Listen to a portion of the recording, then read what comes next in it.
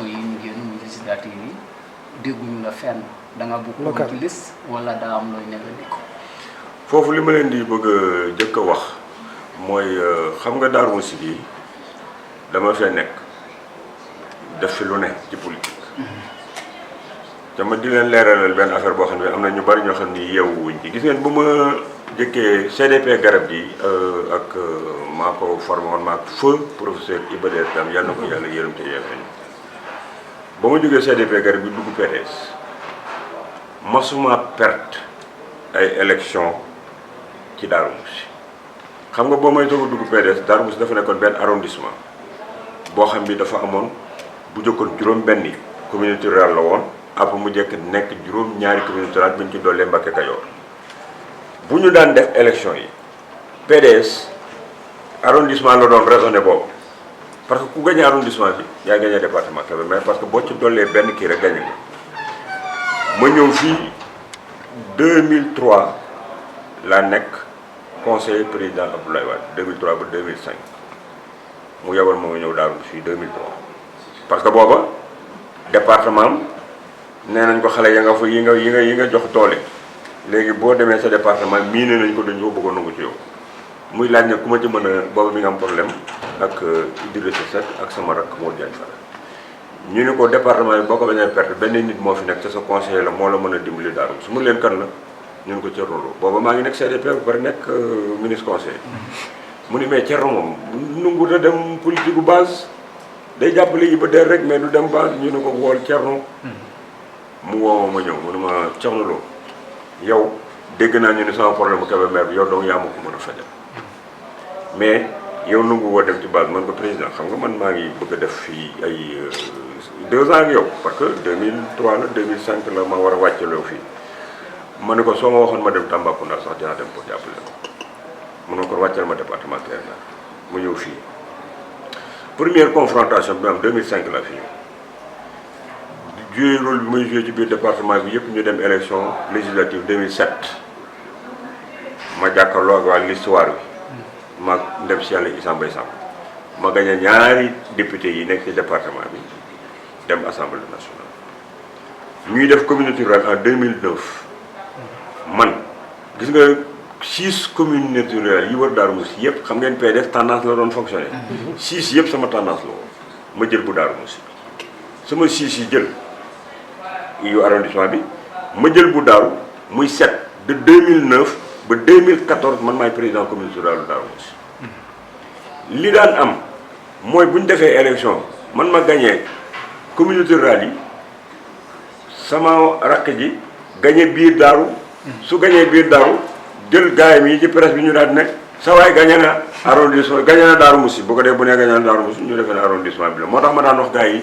te daañu ma déglu man leen 5 match boo xam ne bi 5 contre 1 la ñu ni 1 baa gagné fu ngeen ko mos a gis rakk ji mooy Fada waaw moom la fu ñu nee 5 contre 1 mu jël presse bi jool gars yi jool waay sa waay diw gagné na fële nangam man ma doog jàpp sama njàmm man Abdoulaye Wade mi ma ko seqal ak waa Darou Mousty yi nekk fii ak ñi nekk ci arrondissement bi xam nañ kan moo téye ma téye ba 2014 bi ñu agsee 2014 man maa waxal sama bopp ma ni man bi ma nekkee président communauté rurale damaa joxe woon benn délégation de signature benn jeune bu nekk Darou Mousty mën leen léegi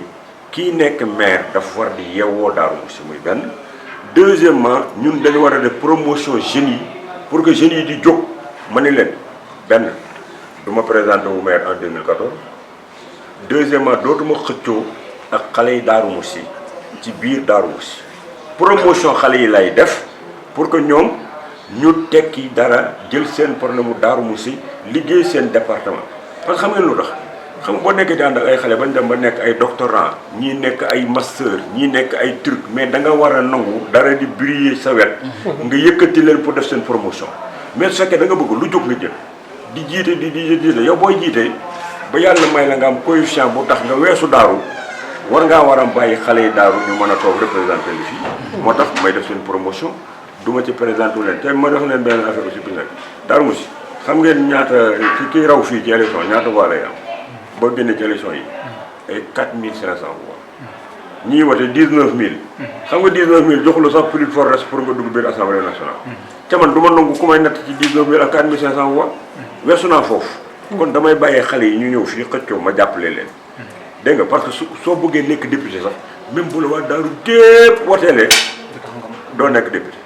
parce que 35000 40000 moo lay dugal assemblée nationale. fii kiy jël pee 4500 voix ci élection locale yii 4500 la est-ce que danay netti danaa nangu man ñu may natt ci 4500 voix. ca moom représentation nationale ba nga xam ne bii man sama parrainage rek bi ma ko defee Darou Mousty ëpp na 20000 voix. donc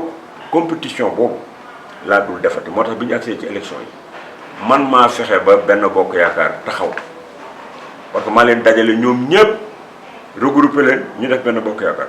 bi ma demee ba gis ne ñi ngi def répartition conseil yi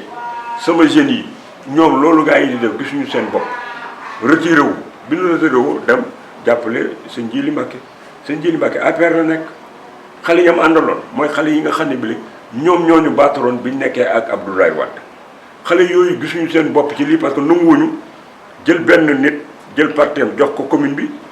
joxaat ko conseil départemental ñu ne xanaa kon ñoom dañoo tekkiwul dara ñu bañ buñ bañee samay jeunes dem jàppale leen man tam ma ñëw jël sama xaalis jàppale leen gars yi ëpp leen doole parce que mooy financier énorme xam nga li ma la wax parce que au Sénégal dafa am achat de conscience dafa am une corruption des trucs yoo xam ni yi da ngay jouer ci contrainte sociale u nit ñi ngay appesantiru pour fexe ba seen wat nekk un autre wat mais xam nga lan moo gën a neex ci doomu aadama mais soo tëddee nga xam ne lii maa ko gagné parce que dañ maa bëgg boo tëddee di nga nelaw xaalis ak jënd laa ko def da nga am sa juge minuit bi nga xam ne bi la boo toogee ak moom mooy xaymaal li nga def lépp du am tranquillité de conscience te beneen bi doon lew mooy le phénomène de Darou Mousty li xew ci élection locale yi mooy boo calculer les 5 listes fi am il y avait Benno Bokk Yaakaar il y avait Wallu il y avait 4 listes 5 waaw parce que il y avait Pastef soo dajalee les autres listes dañuy nekk ñoom presque jëm ay 6000 7000 quelques voix Benno Bokk Yaakaar il y a 4500 voix ça veut dire que boo xoolee fii il y a une bonne partie de gens qui sont ici ça veut dire que c'est une minorité qui a gagné la mairie et ça warutoon na am mais li ko indi mooy le phénomène de reconduction automatique bi nga xam ne bi def nañ loolu moo nekk impact bi mais conformément ak li président Macky Sall arrêté ci Benno Bokk Yaakaar on va essayer de organiser waat force yëpp ñu àndandoo waat pour que Benno Bokk Yaakaar ci échéance yi ñu jëm ci député yi ak yi ñu jëm ci élection présidentielle au niveau de Benno Bokk Yaakaar que ñu continuer pour contrôler Darou Mousty et le département de Kébémer ñun ñoo ngi liggéey ci loolu ça veut dire que contradiction yi amoon yëpp avant législative yi élection locale yi teg nañ ko ci suuf conformément aux décisions yi Benno Bokk Yaakaar jël ñu dajale waat tous les jeunes pour nekk dans Benno pour que Benno continuer di gérer le département de Kébémer. wax nga ñu ko léegi ne yëf yi da nga ko bëgg a bàyyi góor yi ci département bu Kébémer bi mais au niveau national liñ lay dégg ngay wax bariwul léegi yow lan nga bëgg a def ci au niveau national te dégguñu ci sa kàddu lu bari. waaw xam nga yow boo nee au niveau national déglu woo ma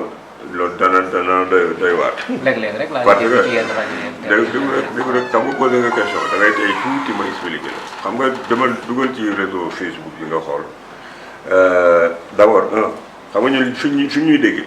mooy ci lu am njariñ ak lu utile foo dugg ci biir réseaux sociaux nga dem di nga gis Alliance pour la paix et le développement APD la coalition Adiana formation jigéen ñi pour seen autonomisation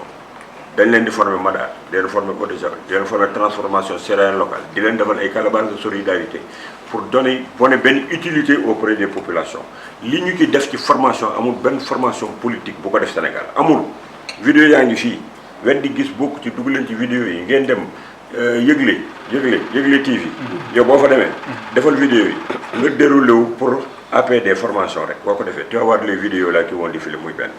beneen bi des bi Covid bi di am ni foo tourné gis nga étudiants yi ak seen camionnette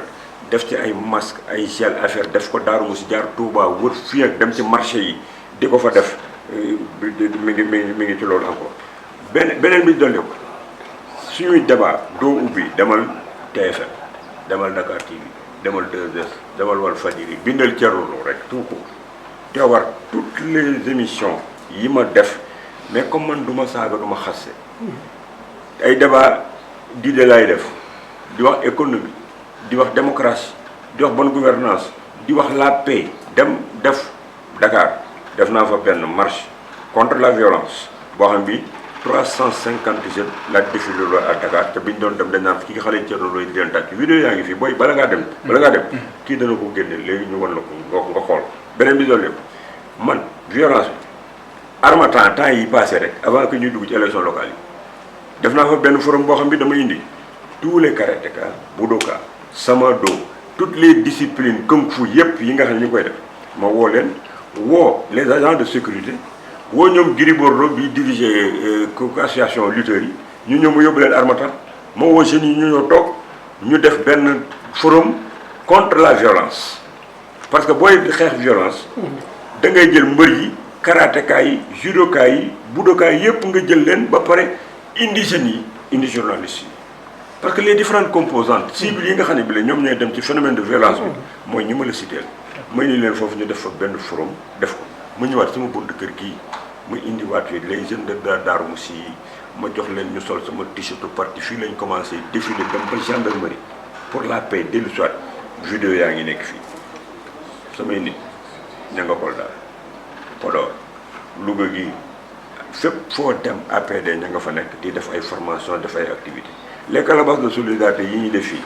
ñun ñu ngi ko ne di ko def parce que ñun leble wuñu dañuy maye da ngay ñëw ñu def sa calebasse ñu def suñu xaalis ne leen liggéeyal mais du ngeen ko séddoo ñu ñëw di ko contrôler pour xool lu muy fructuer calebasse bu commencé woon 100 000 ñi ngi nekk ay 3 millions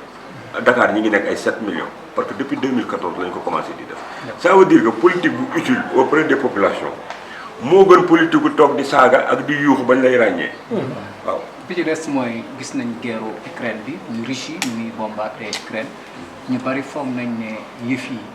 du laal Sénégal ñu ba ministre bi sax ñu ngi wax ne jot na ne Sénégal mën na cee bañ a am benn jafe-jafe en tant que yow politicien di yëngatu ci wàllu économie yi loo ko jàngate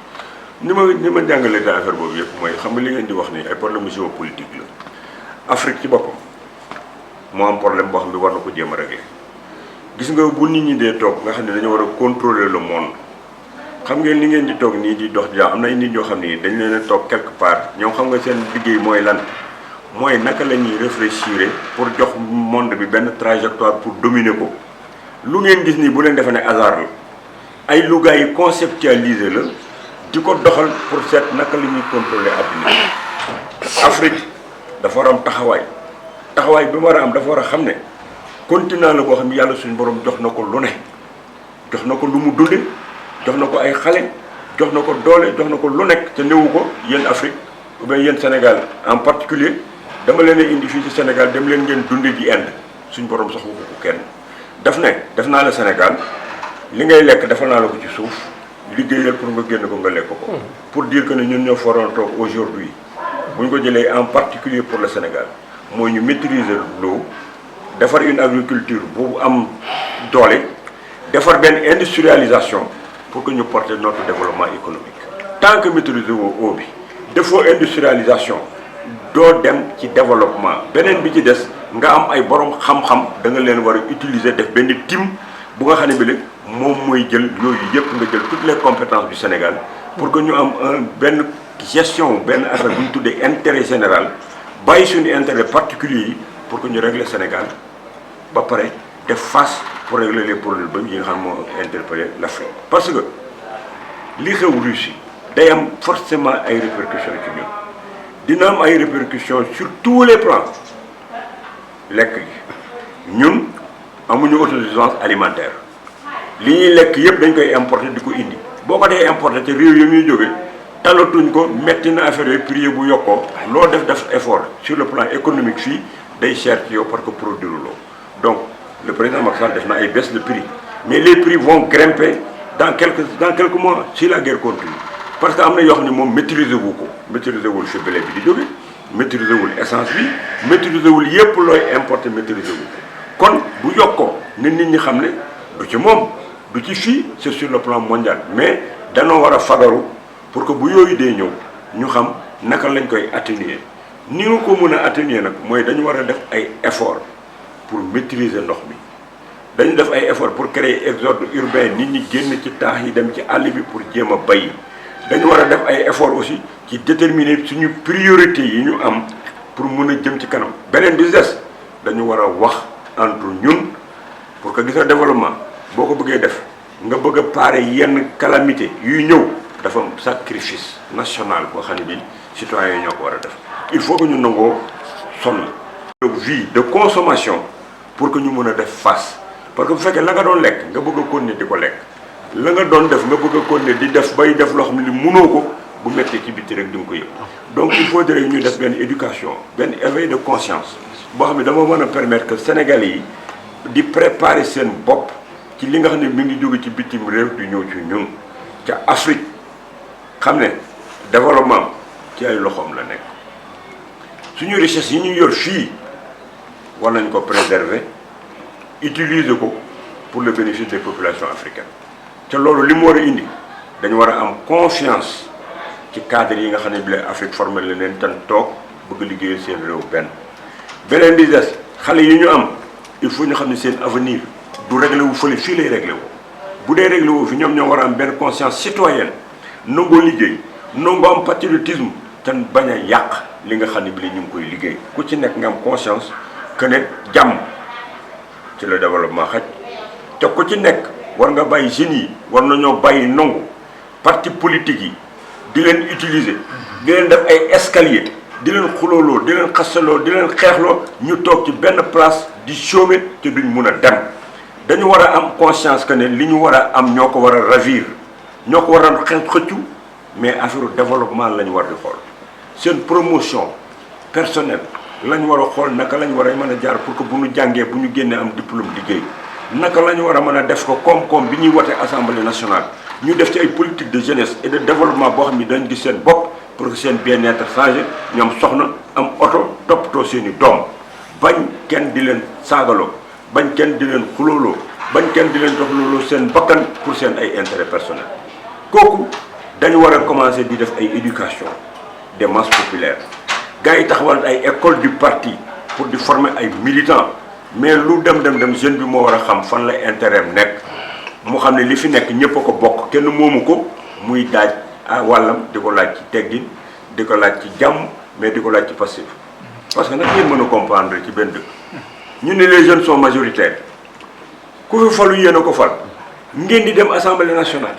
ci tey jii fekkul fi ne ni jeunes yi wax naa ko sama jeunes yi Dakar nee naa leen yéen da ngeen war a wax ne les jeunes à l'assemblée nationale ngeen deewoo defar bu ñu buggee sax ngeen def seen i liste def seen campagne rayante pour ne assemblée nationale ngeen dem parce que foofu la ñuy décider ci li concerne seen avenir. waaw monsieur le ministre foofu sax bëggoon naa fi dellu si ak yow ndax wax nga ci wàllu Kébémer département bi ak Darou Moussi nga ni da nga ko bëgg a béy ak sarak yi ndax mën nañ la séntu ci élection législative ci département bi wala ci au niveau national. ñaareel bi mooy li nga xam ni moo di élection yi weesu gis nañ ne parti bi nguur gi jiite wala coalition bi dëkk yi gën a mag daanaka dañ koo xaw a ñàkk fu mel ni Dakar fu mel ni Thiès fu mel ni Kaolack ak Touba. loolu lan nga jàngat que ni moo ko war a mën a waral ndax sanction la boo xam ne dañ ko teg ci njiitu réew mi wala dafa tànn ñoo xam ne nii xañ na doyuñu askan bi ko ñetteel ma koy jeexale mooy 2024 incha allah dañu war a dem élection présidentielle ndax jàpp nga ne président ganante bi ci am war na mën a dem warul mën a dem yow lan nga jàpp war na mën a nekk candidat wala du ko nekk. xam nga première question bi nga posé def naa yaa ngi ko wax ci affaire département bi. élection législative. si je me trompe ci élection législative yi. nga ne léegi ban posture. war nga mën a nekk kii comme. xam nga man dama leen ne Darou Moussi gii du ma fi xëccoo ak benn gone. mais man damaa yor parti yor coalition bokk ci majorité présidentielle bi. fi ne nii j'ai voté pour toutes les listes de Benno Bokk Yaakaar à travers le Sénégal. tant que maa ngi nekk ci alliance bi ak président Macky Sall damay œuvrer ci directive yi nga xam ne bi la moom la Benno Bokk Yaakaar di arrêté. yaakaar ni ñu perte ay grandes villes. c'est vrai on a perdu des grandes villes il faut que ñu reconnaître que ni perte nañ ay grandes villes ñu def le diagnostic profond xool pour lu tax ñu perte grandes villes yooyu jéem koo corriger pour que ñu mun a dem de l'avant pour que ñu gagner élection législative ma profité de benn occasion aussi pour wax ne même les maires qui ont gagné ces grandes villes là li ma leen di digal mooy nañu fàtte ne ay Yewwi lañ bokkoon ak ay Wallu ay Benno Bokk Yaakaar nañu nekk ay maires yoo xam ni dañoo nekk ci collectivité locale yoo xam ni population yi dañoo am ay doléances moo am ay compétences transférées nañu liggéey ak l'État du Sénégal pour réaliser ko pour bien-être population yi parce que nit ñi leen fal dañu bëgg di am nga defal leen seen déchet ordure nga dem jël ko transformer ko def ci ay emploi bu jariñ leen dañoo bëgg seen cadre de vie nga régler leen ko dañu bëgg seen ay doom boo leen mënee jox emploi nga defal leen ko loolu moo tax ñu woteel kon bu état bi defee ay compétences transférées yoo xam ne daf ko jël waroon koo def jox la ko léegi ba pare di la jox moyen pour nga jëm ko def da nga war a toog pour def pour que nit ñi la faloon xam ni liggéeyal nga leen bu ngeen ci génnee nag bu jongante jotee yéen ñëpp ngeen dem pour jongante ji mais lii bokk ci collectivité locale di li nga xam ne bi la mooy li tax askan wi faloon la ñoom ñëpp dañ ci war a ànd ak état bi pour jéem ko liggéey pour le bien-être des populations parce que maire ci état la bokk état moo ko décentralisé jël ay compétences am jox ko ne ko lii ko dénk naa la ko def ko kon nañ àndandoo duñ xool opposition duñ xool pouvoir ñu liggéey ak le gouvernement du Sénégal avec le président de la République pour régler le problème des collectivités locales bu ñu àggee ci député yi ku mu neex nga def sa liste bu ñu demee élection présidentielle ku mu neex nga def sa liste bu ko defee du ñu sacrifier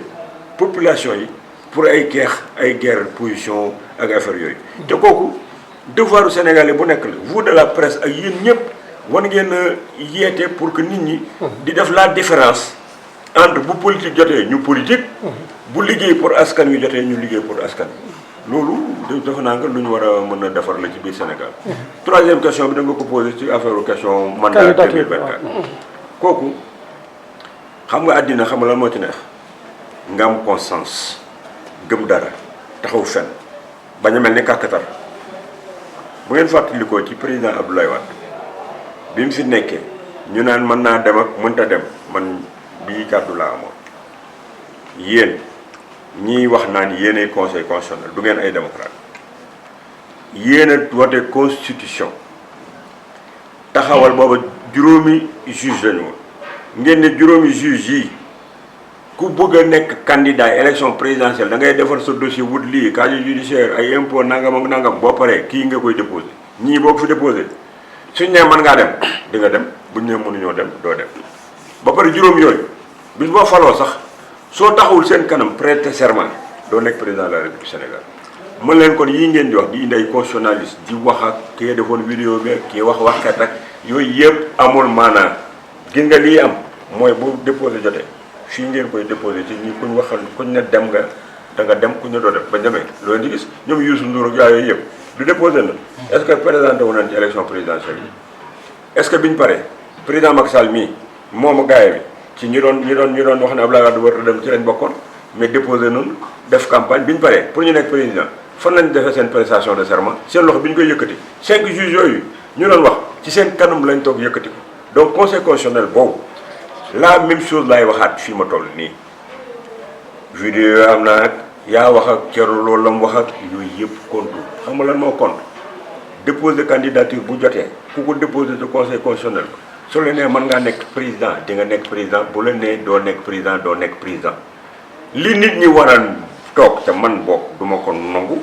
keneen ko ko nangu sa affaire la te buñ buggee réew mi di dox dafa am yu ñu war a dindi fii ci biir Sénégal. biir Sénégal ne nit xoolal yow waxal ne doo présenté wu kenn amuñu droit wax ko nit ki bu ko neexee mu ne waxuma la li may def bu déposé jot xam nga li muy def yow bu la neexee yow mi may interview yoo xam nga bu la neexee fii nii buñ nee ba ca kanam bay déposé dossier yi nga tudd Samba Diop nga jël benn këyit man Samba Diop damaa bëgg a présenté wu jël ko dugaloo ci biir enveloppe taf ko dem déposé ko conseil constitutionnel da koy xool ne Samba Diop yow remplir conditions yi rejeté la ne la doo fi présenté wu soo toogee bu ne Samba Diop da ngay dem Samba Diop day dem loolu boo watee dara da nga koy nangoo respecté ku déposé wul sa dossier ci conseil constitutionnel doo fi nekk candidat te ku mu neex da ngay déposé léegi nag boo ko waxee gars yi di la saaga mais réew war nañ fee nekk ba boo waxee li droit wax ak li yoon wax nga koy ragal a wax ku koy def rek doo patriote ku koy def rek bëggoo sa réew boo bëggee sa réew dëgg bu taxawee da nga koy wax da ngay assumer say position républicaine pour que nit ñëpp jaar ci saaga wóoru la tiital xas si wóoru la tiital moo tax maa répété man Thierno Lo ma ni élection 2024 ku mu neex nga déposer sa candidature mën nga koo déposer ku conseil constitutionnel validé wul sa candidature mënoo koo nekk quant au président Macky Sall est-ce que dana déposer ou du déposer ci moom la concerné moo ko xam.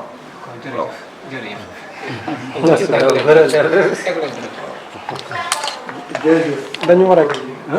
ah. dafa des. li ñuy tàmbalee rek mooy ñu julli ci yonent bi sant suñu borom bi ñu defee ñu fekkee bis bi ñi nga xam ne bi bis bu am doole ci yoonu murid parce que comme ni ngeen ko xamee ak ni ngeen ko waxee Thierno Ibrahima Faty mooy ndeyjooru Serigne Touba moom la yónnoon bi ñu dem ci géej gi dénkoon ko njaboot gi mu yor ko ca dara yàqu kon nag tey bis bi bu ñu waxee ne moom la ñuy màggal bis la boo xam ne bii umma islamique ak monde mouride bi yëpp ñoo koy rafet borom Daaru Muxti nag man li tax ma war ci sawar di ci wax mooy moom lañ ma tudde sama waajur ci boppam borom daaru moo ko jëloon toog ak ay doomam yëpp da leen Daaru Muxti bi Serigne Lo Gallo mi laa ko jox mu nekk chef de village mu jël doomam bu tudd Soxna Absatu Mbàkke bi nga xam ne bi lee moom moo nekkoon rakku Serigne Cheikh Khady Mbàkke bi nga xam ne moo nekkoon xalifa borom Daaru Muxti te jur sëñ Abdou Mbàkke bi nga xam ne bi lee moom moo fi nekk di koy juróom Soxna Absatu Mbàkke boobu ak sëñ Cheikh Khady boobu ñoo bokk ndey ak bàyyi di doomu borom Daaru Muxti mu jox ko suma papa daal jël ñaari doom moom itam tudde ko borom Daaru Muxti moom man ak suma rak ñun ñëpp Thierno Ibrahima Faty lañ ñu tudde bi mu toogee aussi yor dëkk bi yor na ko yorin wu rafet pendant 30 ans moom doomu borom Daaru Muxti bi mu demee ba war a jël retraite am dañ ko wax ne ko Serigne Lo Gallo yaay tànn ki lay remplacer mu tànn ku ñuy tuddee vieux Modou Wéj jox ko dëkk bi moom moo doon dox aussi diggante fii ak waa Touba di dem ànd ak waa kër sëñ Modou Moustapha waa kër sëñ Abdoulaye fépp foo famille Touba boo dem rek boo fa demee da nga ko fekk Serigne Lo Gallo am na lu fa ji parce que moom loolu daan yónni muy dox diggante bi loolu moo tax ñun ñi nekk ay doomam aussi ñu am entrée Touba am ko ci entrée famille religieuse yëpp parce que suñu waajur moo ñu ko liggéeyu loon ñu ñëw ñun tam am pastefu dox ko gën ko rafetal di dem ci suñu taalibe amuñu loolu Serigne Touba ak Thierno Ibrahima Faty suñu taalibe moo ñu gënal lu nekk loolu moo tax ba ñu am ancrage bi ñu am ci biir mouridisme kër goo dugg boo nee Thierno Lo mbaa nga ne Cheikh Lo mbaa nga ne Abdou Lo doomu Serigne Lo Gallo am na cër bu ñu leen fa jox ndax seen way jur Serigne Lo Gallo Serigne Lo Gallo nag yàlla daf ko mayoon xel yàlla itam mayoon ko koom-koom mu doon def transport di def commerce am alal tey jii bu fekkoon ne li Serigne Lo Gallo amoon ci alal jox ko woon doomu aadama yi kon ñun buñ dikkee mën nañoo bañ a liggéey mais xaalis bi mu liggéey yëpp daf ko def ci ay jarbaatam daf ko ci ay mbokkam daf ko ci ay xaritam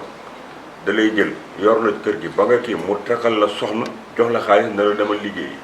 ñu bëri dem nañu Dakar nekk fa ay commerçant nekk foofu ci banlieue ba fii la ñu déparé parce que mbokkam yëpp la jël moo leen di takkal soxna moo leen di liggéeyal moo leen di ber moo leen di yabal ne leen dem leen liggéey moo tax des fois politique bi ma ciy wax sax yenn nit ñi à Dakar naan leen def leen attention ci bu ngeen dee wax affaire Ndakaaru Njaay xamul leen ne yéen Dakar gi ngeen nekk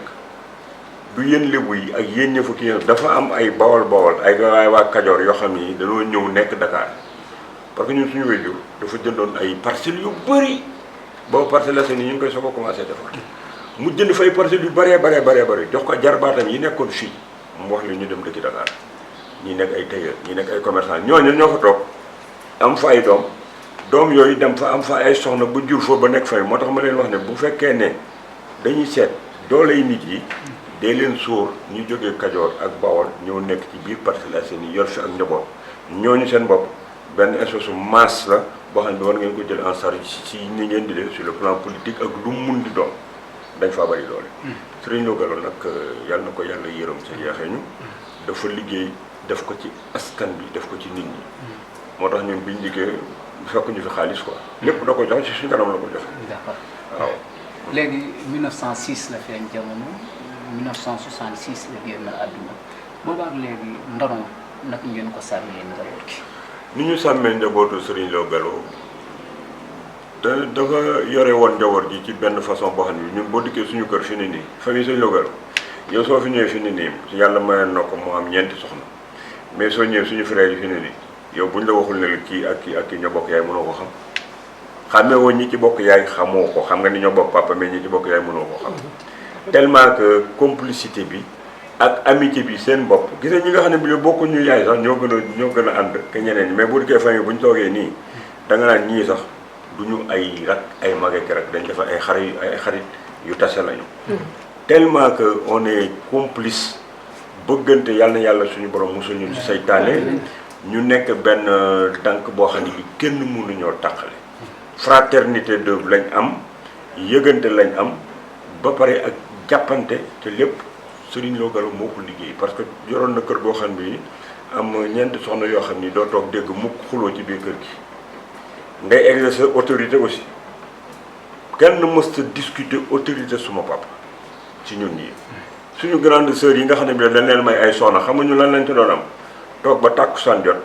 ñu gis ñu teg ay chaise teg ay boisson ay yaga ñu ne waaw lii lan la mu ne Ndeye Lo mii laay may diw Kumba mii laay may diw te kenn du ni déet waaw noonu la daan doxalee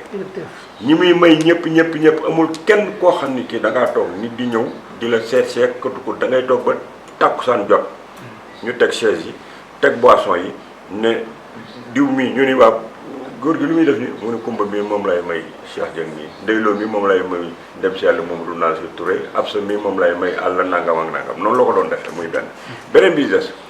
ñun suñu kër dañ daan toog ba añ jot ñu toog ñu yàq añ bi teg ko ñuy dem di raxasu oto bi taxaw na indi leen añ bi ñu jël añ bi jox ko góor gi mu dem fële ca pénc ma nga toog sa garab ya ngeen di gis biir Daaru Musi ci pénc ma paa yaa ngi toog foofu war ko ñu jël añ bi yët leen ñun ñu defal ñu laax soow bu gaaw parce que comme raxasu woon nañ ba pare war nañoo ñu daal di gaaw defal laax ñu añoo parce que góor lu goo xam ne gi fu mu mës a toog mi ngi toogul nit ñi bu lekk jotee foofu lañ ko koy indil mu def ko beneen business képp koo xam ni kii bokkoon nga ci askanam mbaa nga nekk Ndakaaru Njaay toog fa ba yàgg ñu am problème ñu dàqale ca école